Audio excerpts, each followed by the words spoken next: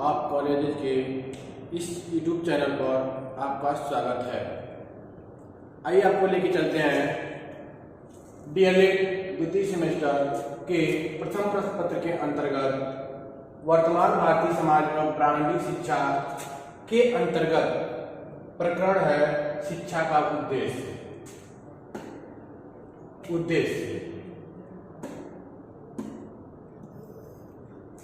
शिक्षा के उद्देश्यों को समझ सकेंगे, यानी कि आज हम लोग शिक्षा के उद्देश्य के बारे में अध्ययन करेंगे। शिक्षा का क्या उद्देश्य है उसको हम जान सकेंगे, समझ सकेंगे। शिक्षा के उद्देश्य, सबसे पहले समझ लें शिक्षा का उद्देश्य क्या होता है। शिक्षा का उद्देश्य यह है कि व्यक्ति का क्या है, चौमुखी विकास करना, चतुर्मुखी विकास करना, हर एक क्षेत्र में विकास करना, निरंतर उसको आगे की तरफ ले जाने के लिए शिक्षा का उद्देश्य जो होता है वो प्रयासरत रहता है। तो सबसे पहला हेडलाइंस है चरित्र निर्माण एवं विकास का उद्देश्य। शिक्षा का उद्देश्य है व्यक्ति विशेष का चरित्र निर्माण और उसके विकास को किया जाए। सामाजिक अथवा धार्मिक जीवन में व्यक्ति का चरित्रवान होना आवश्यक है, चाहे वह समाज हो, चाहे धर्म संस्थान हो, क्या है वहां पे प्रत्येक व्यक्ति को चरित्रवान होना चाहिए, अच्छे व्यक्तित्व वाला होना चाहिए। किसी विद्वान ने कहा भी है कि यदि चरित्र चला गया तो सब कुछ खो दिया। क्या है, धन चला गया तो धन आ जाएगा, लेकिन एक बार चरित्र समाप्त हो गया, चरित्र पे दाग धब्बे लग गए तो सब के सब समाप्त हो गए। मानव को मानव बनकर रहना सीखना शिक्षा का उद्देश्य है। क्या है, मानव सभी प्राणियों में श्रेष्ठ प्राणी है, तो उसको उस प्राणी यानी कि श्रेष्ठ प्राणी बनकर रहना चाहिए, न कि पशु के समान रहना चाहिए। यह शिक्षा का प्रमुख उद्देश्य है। दूसरा है शारीरिक विकास का उद्देश्य। शिक्षा का दूसरा उद्देश्य है कि व्यक्ति विशेष के शारीरिक विकास किया जाए। बालक का शारीरिक विकास शिक्षा स्वयं नहीं करती।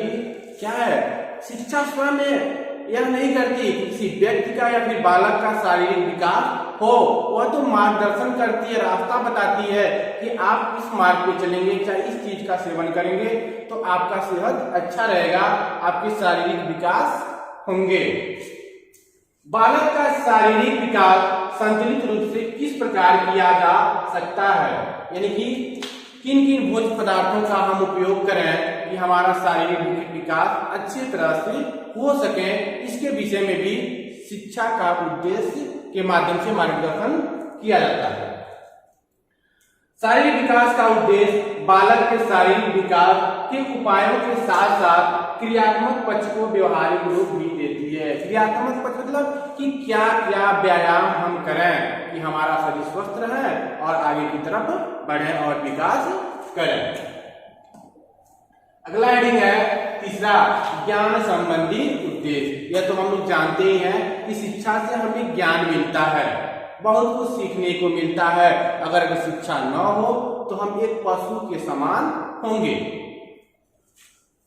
विवेकशील मतलब बुद्धिमान पुरुष का सर्वत्र सम्मान होता है। आज तक आप लोग कहीं भी देखे होंगे तो सबसे ज्यादा सम्मान किसका हुआ है, जो व्यक्ति विवेकशील, विद्वान, बुद्धिमान होता है उसी का सर्वत्र सम्मान हुआ है।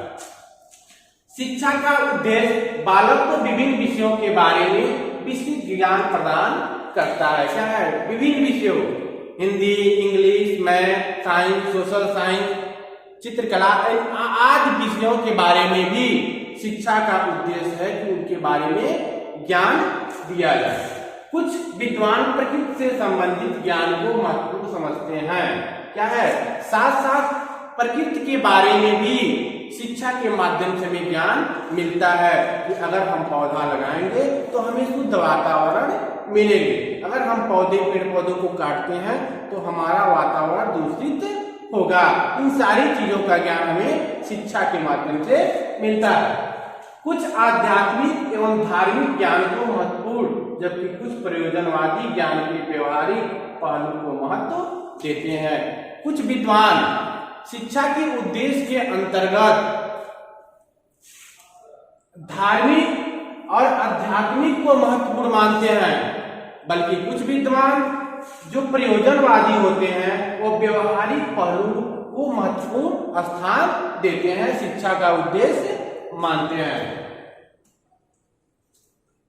चौथा पॉइंट है जीविकोपार्जन का उद्देश्य। जीविकोपार्जन का उद्देश्य मतलब कि हम अपना जीवन यापन कैसे करें, इसके विषय में भी शिक्षा हमको बताती है। शिक्षा का यह उद्देश्य है। क्या है? मनुष्य की 3 मूल आवश्यकता है। क्या क्या? रोटी, कपड़ा और मकान।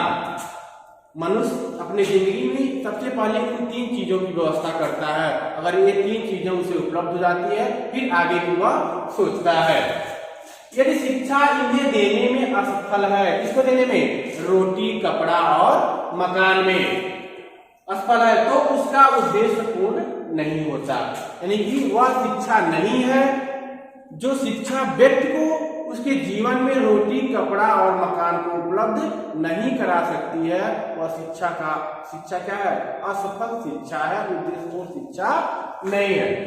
आधुनिक युग में औद्योगिकरण कल कारखानों ने शिक्षा के व्यवसायिक क्षेत्र को अत्यधिक श्रेष्ठ माना है। शिक्षा को यानी कि व्यवसायिक शिक्षा देना शिक्षा का उद्देश्य है, सबसे महत्वपूर्ण उद्देश्य है। ऐसा कौन कहा है?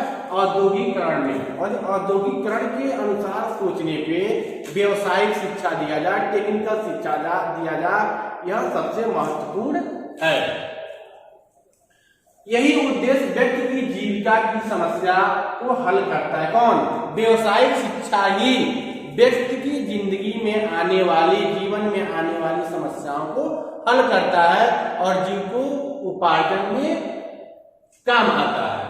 अतः शिक्षा का मुख्य उद्देश्य बालक को किसी व्यवसाय के लिए तैयार करना। यानी कि शिक्षा का यह उद्देश्य है, बालक को ऐसी शिक्षा प्रदान किया जाए कि वह अपने जीवन में व्यवसाय को ढूंढ सके, स्वरोजगार को ढूंढ सके, जिससे उनका जीवन सफल हो। अगला पॉइंट है सांस्कृतिक विकास का उद्देश्य। यानी कि ऊपर 4 टॉपिकों के साथ साथ जो हमारे देश की संस्कृति है उसका भी विकास करना शिक्षा का उद्देश्य है। शिक्षा एक ऐसा माध्यम है जिसके आधार पर किसी देश की संस्कृति का विकास संभव है। क्यों संभव है? कि भूतकाल में हमारे देश की संस्कृति क्या रही है उसके विषय में हमको नहीं पता है। अगर वह शिक्षा नहीं होती तो उस संस्कृति के बारे में हम नहीं जानते, भूल जाते अपनी संस्कृति और सभ्यता को। तो शिक्षा होने की वजह से ही हम अपने देश की संस्कृति और सभ्यता को जान सकते हैं। जो शिक्षा के माध्यम से एक पीढ़ी से दूसरी पीढ़ी को हस्तांतरित की जाती है। यानी कि हमारे जो पूर्वज थे उनकी जो संस्कृति थी, जो सभ्यता थी, वह हमारे पास कैसे आई है? उनके पास से मेरे पास कैसे आई है? शिक्षा के माध्यम से। अर्थात एक पीढ़ी से दूसरी पीढ़ी को छोड़ के जाते हैं, हस्तांतरित करके जाते हैं।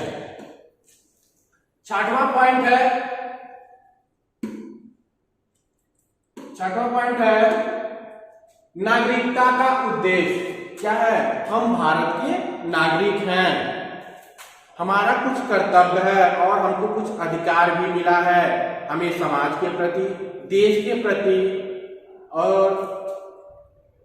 आर्थिक क्षेत्र में भी कुछ कर्तव्य बनते हैं, कुछ उद्देश्यपूर्ण काम करने की उद्देश्य होती है।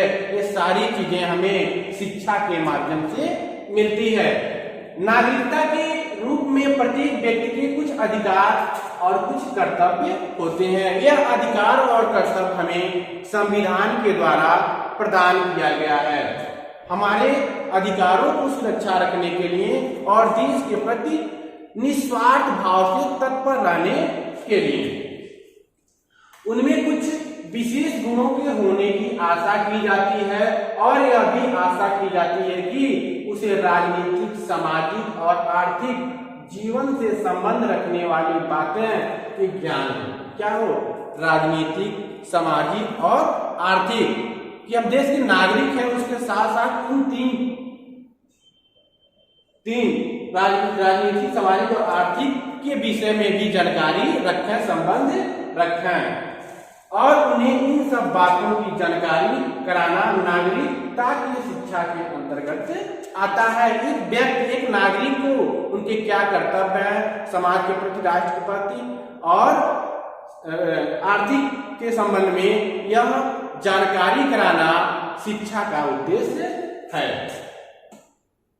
7वां पॉइंट है अवकाश के उपयोग का उद्देश्य। शिक्षा हमें यह भी बताती है कि खाली टाइम में, अवकाश के समय में, उस खाली समय को हमको कैसे उपयोग में लाना चाहिए, काम में लाना चाहिए, उस खाली समय को हम बर्बाद न करें, इसके विषय में शिक्षा हमको बताती है। कैसे? मानव जीवन में अवकाश का बहुत महत्व है, अतः खाली समय में बालकों को रचनात्मक कार्यों के लिए प्रशिक्षण देना चाहिए। रचनात्मक, सृजनात्मक, प्रयोगात्मक कार्यों के बारे में छात्रों को, बालकों को बताना चाहिए। किस समय?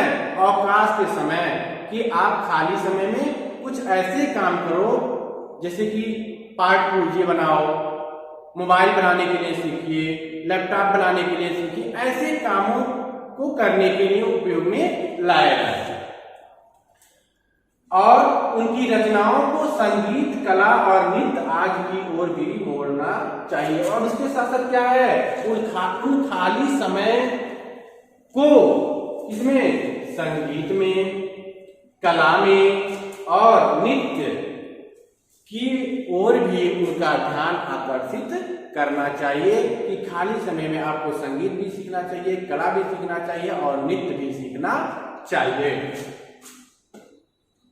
अगला पॉइंट है आत्म अनुभूति का उद्देश्य। आत्म अनुभूति यानी कि हम अपने अंदर स्वयं में क्या सोचते हैं, क्या अनुभव करते हैं, इसके बारे में भी शिक्षा हमको बताती है। स्वयं के गुणों का पता लगाना, आत्म अनुभूति। अगर हम स्वयं के गुणों का पता लगा लेते हैं शिक्षा के माध्यम से कि हमें दुख होता है, किस बात पे दुख होता है, किस बात पे खुशी होती है, अगर इन सब चीजों को हम अपने आप में आत्मसात कर लेते हैं, जान लेते हैं, तो किसी व्यक्ति को हम दुख नहीं दे सकते हैं सिवाय सुख को। अगर किसी का उपकार नहीं कर सकते हैं तो किसी का नुकसान भी न करें। यह हमें शिक्षा के द्वारा भी सीखा जाता है। शिक्षा के द्वारा ही बालक को अपने विषय में पूर्ण ज्ञान हो जाता है। यानी कि आत्म अनुभूति के अंतर्गत शिक्षा के द्वारा बालक को अपने अंदर की सारी गुणों की पहचान आसानी से हो जाती है। 9वां पॉइंट है आत्म अभिव्यक्ति का उद्देश्य।